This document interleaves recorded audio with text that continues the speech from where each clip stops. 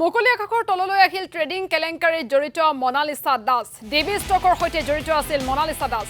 যোৱা 20 ফেব্ৰুৱাৰীত আদালতে মঞ্জুৰ কৰিছিল মনালিসাৰ জামিন। আজি সিবিআই আদালতত জামিন বন দাখিল কৰে মনালিসাৰ অধিবক্তাই। সিবিআই ৰিলিজ অৰ্ডাৰ দিয়াৰ পিছতে কেন্দ্ৰীয় কাৰাগাৰৰ পৰা মুকলি আকাশৰ তললৈ ওলাই আহিল মনালিসা দাস। উল্লেখযোগ্য যে মনালিসা দাস প্ৰবঞ্চক দীপাংকৰ বৰ্মনৰ প্ৰেমিকা। অৱশ্যে এই কথা নস্যাৎ কৰিছে মনালিসাৰ অধিবক্তাই। মনালিসা দীপাংকৰ বৰ্মনৰ প্ৰেমিকা নহয় বুলি মন্তব্য অধিবক্তাৰ। প্ৰলোভনেৰেহে মনালিসাৰ সৈতে সম্পৰ্ক ৰক্ষা কৰিছিল দীপাংকৰে।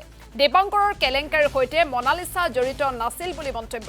ডিবি ষ্টক ব্ৰকিঙৰ কৰ্মচাৰীহে আছিল মনালিসা দাস। এই স্পষ্টীকৰণ দিলে মনালিসা দাসৰ অধিবক্তাই। কি কম, আমিতো দুখীয়া মানুহ, আমিতো ফচাৰ নিচিনা হৈছে, ফচাই হৈছে। কামেই কৰিছিল না এমপ্লয়ী হিচাপত।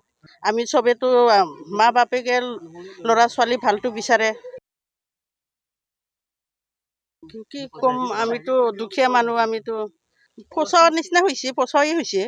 কামেই কৰিছিল না এমপ্লয়ী হিচাপত। আমি চবেতো মা বাপেকে। মনালিসা দাস হয়। তেওঁ একচুৱেলি যদিও ছ'চিয়েল মিডিয়াত বা বিভিন্ন সূত্ৰে কৈ আছে তেওঁ গাৰ্লফ্ৰেণ্ড বা তেওঁক বিয়া পাতিব, তেওঁ নহয়। তেওঁ একচুৱেলি ভিক্টিমহে হৈছে। আৰু তেওঁ একচুৱেলি দীপাংকৰ বৰ্মনে বিয়া পাতিম বুলি তেওঁক প্ৰলোভিত কৰিছে। আৰু সেই সূত্ৰে তেওঁ দীপাংকৰ বৰ্মনৰ লগত এটা সম্পৰ্ক ৰক্ষা কৰিছিলে। সেইটো সম্পৰ্ক দুয়োখন ঘৰে স্বীকৃতি প্ৰদান কৰিছে। আটাইতকৈ ডাঙৰ কথা, মনালিসা দাসক তেওঁ এমপ্লয় হিচাপে এংগেজ কৰিছে।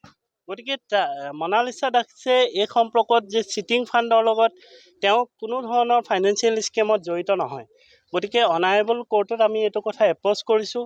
আৰু অনাৰেবল কোৰ্টে ছাবচিকুৱেণ্ট ষ্টেজত মনালিসা দাসক যোৱা 20/11/2024 তাৰিখে অনাৰেবল জাষ্টিছ সুস্মিতা ফুকন খাউনৰ কোৰ্টে মহামান্য আদালতে তেওঁক জামিন। আজি আমি চিবিআই কোৰ্টত বেইল বণ্ড ছাবমিট কৰা হৈছে আৰু ছাবচিকুৱেণ্ট ষ্টেজত চিবিআই কোৰ্টে তেওঁক আজি ৰিলিজ অৰ্ডাৰ প্ৰদান কৰিছে। কাইলৈ ৰাতিপুৱা ভাগতে বোধহয় চেণ্ট্ৰেল জেইলৰ ছুপাৰিণ্টেণ্ডেণ্টে তেওঁক